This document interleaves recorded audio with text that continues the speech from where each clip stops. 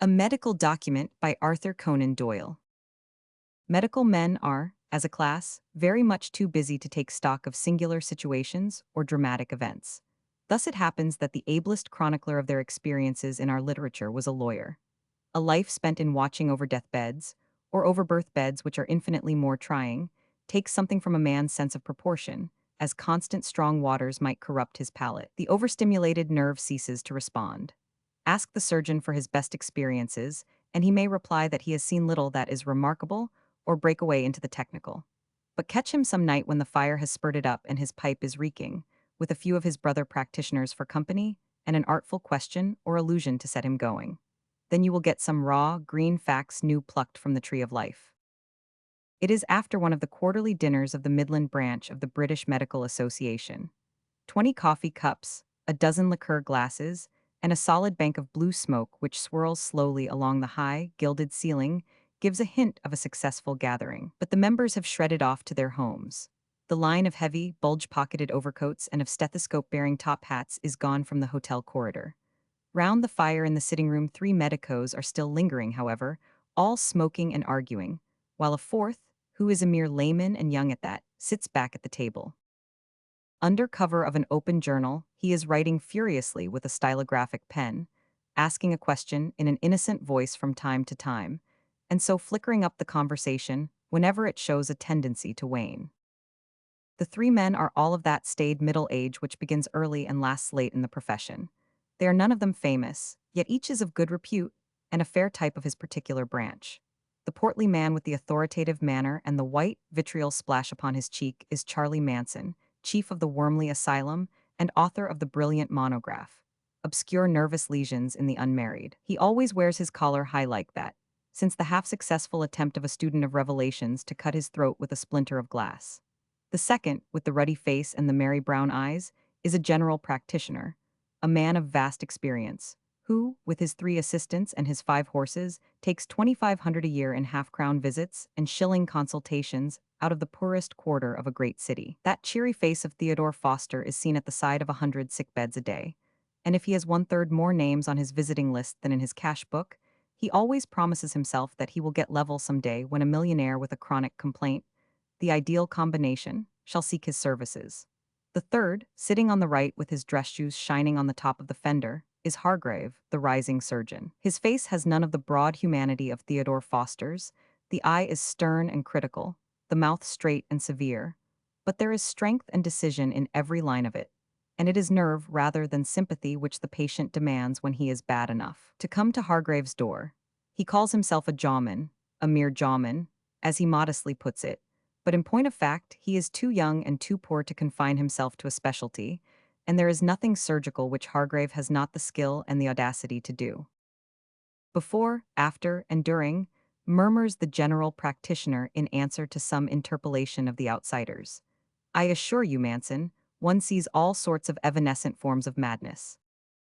Ah, puerperal, throws in the other, knocking the curved gray ash from his cigar. But you had some case in your mind, Foster. Well, there was one only last week which was new to me.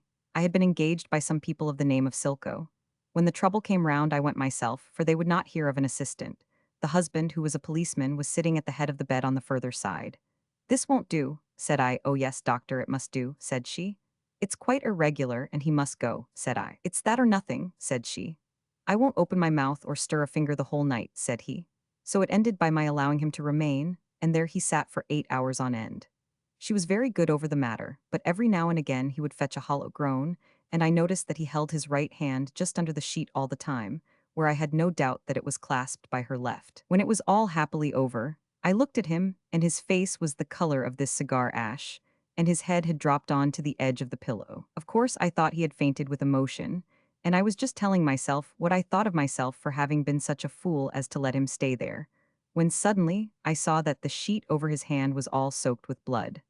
I whisked it down, and there was the fellow's wrist half cut through. The woman had one bracelet of a policeman's handcuff over her left wrist and the other round his right one. When she had been in pain, she had twisted with all her strength, and the iron had fairly eaten into the bone of the man's arm. "Aye, doctor," said she, when she saw I had noticed it. "He's got to take his share as well as me." "Turn and turn," said she. "Don't you find it a very wearing branch of the profession? asks Foster after a pause. My dear fellow, it was the fear of it that drove me into lunacy work. And it has driven men into asylums who never found their way on to the medical staff. I was a very shy fellow myself as a student, and I know what it means. No joke that in general practice, says the alienist. Well, you hear men talk about it as though it were, but I tell you it's much nearer tragedy. Take some poor, raw young fellow who has just put up his plate in a strange town. He has found it a trial all his life, perhaps, to talk to a woman about lawn tennis and church services. When a young man is shy, he is shyer than any girl. Then down comes an anxious mother and consults him upon the most intimate family matters. I shall never go to that doctor again, says she afterwards. His manner is so stiff and unsympathetic. Unsympathetic? Why, the poor lad was struck dumb and paralyzed. I have known general practitioners who were so shy that they could not bring themselves to ask the way in the street. Fancy what sensitive men like that must endure before they get broken into medical practice. And then they know that nothing is so catching as shyness, and that if they do not keep a face of stone, their patient will be covered with confusion. And so they keep their face of stone, and earn the reputation perhaps of having a heart to correspond. I suppose nothing would shake your nerve, Manson.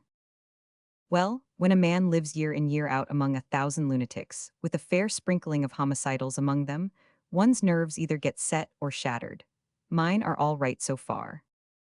I was frightened once, says the surgeon. It was when I was doing dispensary work. One night I had a call from some very poor people, and gathered from the few words they said that their child was ill. When I entered the room, I saw a small cradle in the corner. Raising the lamp, I walked over and putting back the curtains, I looked down at the baby. I tell you it was sheer providence that I didn't drop that lamp and set the whole place alight. The head on the pillow turned, and I saw a face looking up at me, which seemed to me to have more malignancy and wickedness than ever I had dreamed of in a nightmare. It was the flush of red over the cheekbones, and the brooding eyes full of loathing of me, and of everything else that impressed me. I'll never forget my start as, instead of the chubby face of an infant, my eyes fell upon this creature. I took the mother into the next room. What is it? I asked. A girl of 16, said she, and then throwing up her arms, oh, pray God she may be taken. The poor thing, though she spent her life in this little cradle, had great, long, thin limbs which she curled up under her. I lost sight of the case and don't know what became of it, but I'll never forget the look in her eyes. That's creepy, says Dr. Foster. But I think one of my experiences would run it close. Shortly after I put up my plate, I had a visit from a little hunchbacked woman who wished me to come and attend to her sister in her trouble.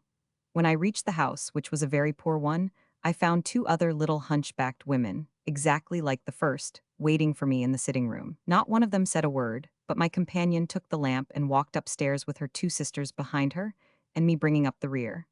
I can see those three queer shadows cast by the lamp upon the wall as clearly as I can see that tobacco pouch. In the room above was the fourth sister, a remarkably beautiful girl in evident need of my assistance. There was no wedding ring upon her finger. The three deformed sisters seated themselves round the room, like so many graven images, and all night not one of them opened her mouth. I'm not romancing, Hargrave, this is absolute fact. In the early morning, a fearful thunderstorm broke out, one of the most violent I have ever known. The little garret burned blue with the lightning, and the thunder roared and rattled as if it were on the very roof of the house. It wasn't much of a lamp I had, and it was a queer thing when a spurt of lightning came to see those three twisted figures sitting round the walls, or to have the voice of my patient drowned by the booming of the thunder. By Jove, I don't mind telling you that there was a time when I nearly bolted from the room. All came right in the end, but I never heard the true story of the unfortunate beauty and her three crippled sisters. That's the worst of these medical stories, sighs the outsider. They never seem to have an end.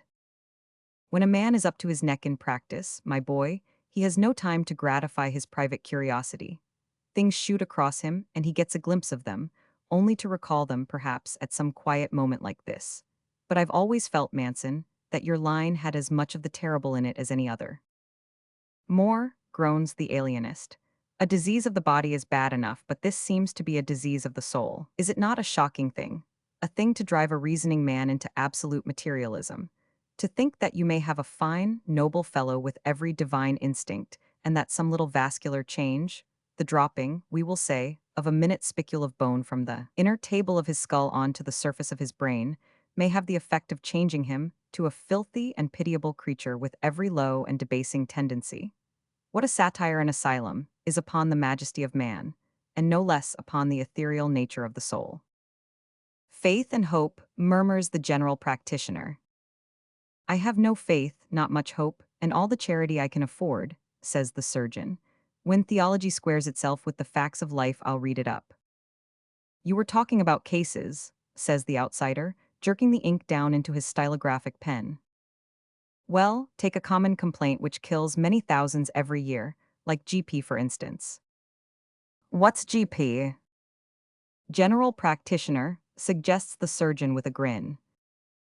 The British public will have to know what GP is, says the alienist gravely.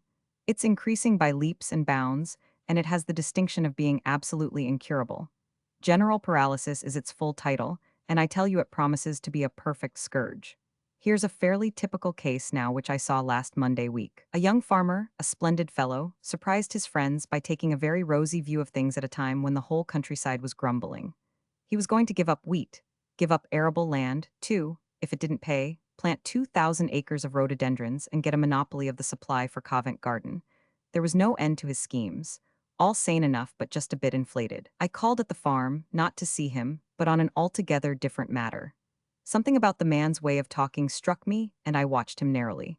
His lip had a trick of quivering, his words slurred themselves together, and so did his handwriting when he had occasion to draw up a small agreement. A closer inspection showed me that one of his pupils was ever so little larger than the other.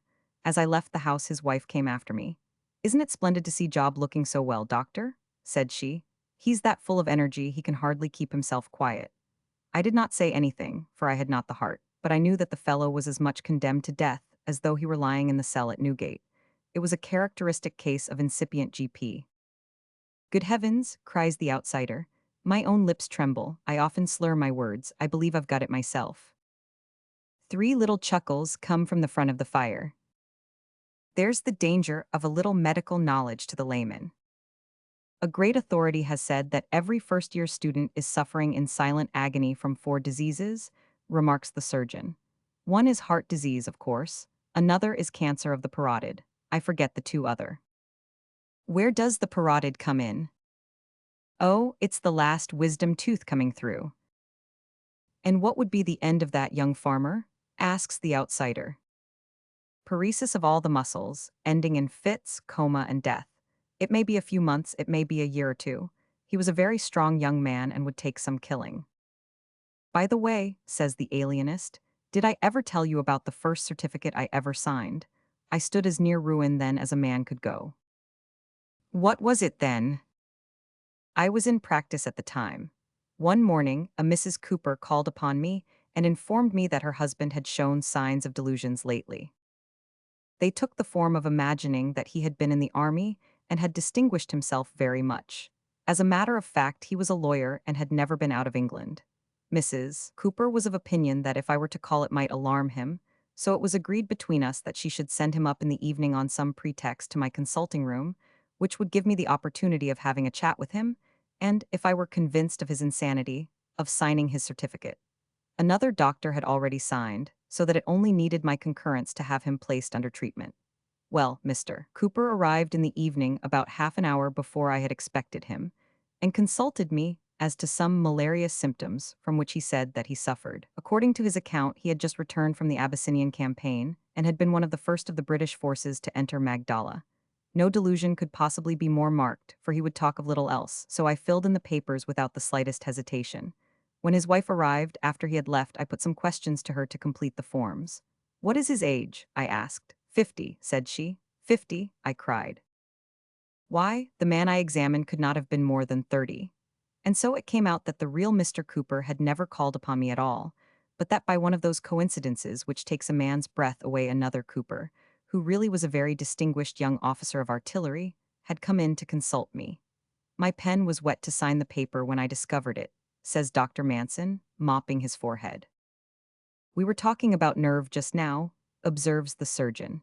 Just after my qualifying, I served in the Navy for a time, as I think you know. I was on the flagship on the West African station, and I remember a singular example of nerve which came to my notice at that time. One of our small gunboats had gone up the Calabar River, and when there the surgeon died of coast fever. On the same day, a man's leg was broken by a spar falling upon it, and it became quite obvious that it must be taken off above the knee if his life was to be saved. The young lieutenant who was in charge of the craft searched among the dead doctor's effects and laid his hands upon some chloroform, a hip joint knife, and a volume of Gray's Anatomy. He had the man laid by the steward upon the cabin table, and with a picture of the cross-section of the thigh in front of him, he began to take off the limb. Every now and then, referring to the diagram, he would say, "Stand by with the lashings, steward. There's blood on the chart about here." Then he would jab with his knife until he cut the artery, and he and his assistant would tie it up before they went any further. In this way, they gradually whittled the leg off, and upon my word, they made a very excellent job of it. The man is hopping about the Portsmouth yard at this day. It's no joke when the doctor of one of these isolated gunboats himself falls ill, continues the surgeon after a pause. You might think it easy for him to prescribe for himself, but this fever knocks you down like a club, and you haven't strength left to brush a mosquito off your face. I had a touch of it at Lagos, and I know what I am telling you. But there was a chum of mine who really had a curious experience. The whole crew gave him up, and, as they had never had a funeral aboard the ship, they began rehearsing the forms so as to be ready. They thought that he was unconscious, but he swears he could hear every word that passed. "Corpse common up the hatchway," cried the Cockney sergeant of Marines. "Present harms?" He was so amused and so indignant too that he just made up his mind that he wouldn't be carried through that hatchway, and he wasn't either. "There's no need for fiction in medicine," remarks Foster, "for the facts will always beat anything you can fancy. But it has seemed to me sometimes that a curious paper might be read at some of these meetings about the uses of medicine in popular fiction." How? Well, of what the folk die of, and what diseases are made most use of in novels. Some are worn to pieces, and others, which are equally common in real life, are never mentioned. Typhoid is fairly frequent, but scarlet fever is unknown. Heart disease is common, but then heart disease, as we know it, is usually the sequel of some foregoing disease, of which we never hear anything in the romance. Then there is the mysterious malady called brain fever, which always attacks the heroine after a crisis, but which is unknown under that name to the textbooks. People, when they are overexcited in novels, fall down in a fit. In a fairly large experience, I have never known anyone to do so in real life. The small complaints simply don't exist. Nobody ever gets shingles or quinsy or mumps in a novel. All the diseases, too, belongs to the upper part of the body. The novelist never strikes below the belt. "I'll tell you what, Foster," says the alienist. "There is a side of life which is too medical for the general public and too romantic for the professional journals, but which contains some of the richest human materials that a man could study. It's not a pleasant side, I am afraid, but if it is good enough for Providence to create, it is good enough for us to try and understand. It would deal with strange outbursts of savagery and vice in the lives of the best men, curious momentary weaknesses in the record of the sweetest women, known but to one or two, and inconceivable to the world around. It would deal, too, with the singular phenomena of waxing and of waning manhood, and would throw a light upon those actions which have cut short many an honored career, and sent a man to prison when he should have been hurried to a consulting room. Of all evils that may come upon the sons of men, God shield us principally from that one. I had a case some little time ago which was out of the ordinary," says the surgeon. "There was a famous beauty in London society, I mention no names, who used to be remarkable a few seasons ago for the very low dresses which she would wear. She had the whitest of skins, and most beautiful of shoulders, so it was no wonder. Then gradually the frilling at her neck lapped upwards and upwards, until last year she astonished everyone by wearing quite a high collar at a time when it was completely out of fashion. Well, one day this very woman was shown into my consulting room. When the footman was gone, she suddenly tore off the upper part of her dress. 'For God's sake, do something for me,' she cried. Then I saw what the trouble was. A rodent ulcer was eating its way upwards, coiling on in its serpiginous fashion until the end of it was flush with her collar. The red streak of its trail was lost below the line of her bust. Year by year it had ascended, and she had heightened her dress to hide it, until now it was about to invade her face. She had been too proud to confess her trouble, even to a medical man." "And did you stop it?" "Well, with zinc chloride I did what I could, but it may break out again. She was one of those beautiful white-and-pink creatures who are rotten with struma. You may patch, but you can't mend." "Dear, dear, dear," cries the general practitioner, with that kindly softening of the eyes which has endeared him to so many thousands. "I suppose we mustn't think ourselves wiser than Providence, but there are times when one feels that something is wrong in the scheme of things. I've seen some sad things in my life. Did I ever tell you that case where nature divorced a most loving couple? He was a fine young fellow, an athlete and a gentleman, but he overdid athletics. You know how the force that controls us gives us a little tweak to remind us when we get off the beaten track. It may be a pinch on the great toe if we drink too much and work too little, or it may be a tug on our nerves if we dissipate energy too much. With the athlete, of course, it's the heart or the lungs. He had bad phthisis and was sent to Davos. Well, as luck would have it, she developed rheumatic fever, which left her heart very much affected. Now do you see the dreadful dilemma in which those poor people found themselves? When he came below 4,000 feet or so, his symptoms became terrible. She could come up about 2,500, and then her heart reached its limit. They had several interviews halfway down the valley, which left them nearly dead, and at last, the doctors had to absolutely forbid it. And so for 4 years, they lived within 3 miles of each other and never met. Every morning he would go to a place which overlooked the chalet in which she lived and would wave a great white cloth, and she answer from below. They could see each other quite plainly with their field glasses, and they might have been in different planets for all their chance of meeting. And one at last died, says the outsider. No, sir, I'm sorry not to be able to clinch the story, but the man recovered and is now a successful stockbroker in Draper's Gardens. The woman, too, is the mother of a considerable family. But what are you doing there? Only taking a note or two of your talk. The three medical men laugh as they walk towards their overcoats. Why, we've done nothing but talk shop, says the general practitioner. What possible interest can the public take in that?